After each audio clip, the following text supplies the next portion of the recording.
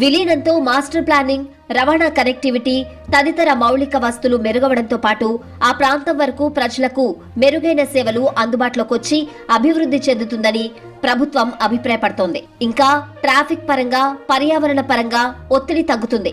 సమర్థమైన విపత్తు నిర్వహణ సాధ్యమవుతుంది. పెట్టుబడులకు అవకాశం ఉంటుంది. రోడ్లు, పారిశుద్ధ్యం, నీటి సరఫరా తదితర సదుపాయాలు అందరికీ సమానంగా అందుతాయి. పరిపాలనా సామర్థ్యం, డిజిటల్ గవర్నెన్స్ మెరుగవుతాయి. ప్రభుత్వ విభాగాల మధ్య సమన్వయం, పట్టణ ప్రణాళిక ఒకే గొడుగు కిందకొస్తుందని అంచనా వేస్తోంది. అదే సమయంలో రియల్ ఎస్టేట్ రంగానికి కూడా కొత్త ఊపొస్తుందని చెప్తున్నారు. ఇటీవలే కోకాపేటలో ఎకరం 137 కోట్లు పలికిన తరుణంలో మెగా హైదరాబాద్ ప్లాన్ పై రియల్టర్లు కూడా హర్షం వ్యక్తం చేస్తున్నారు.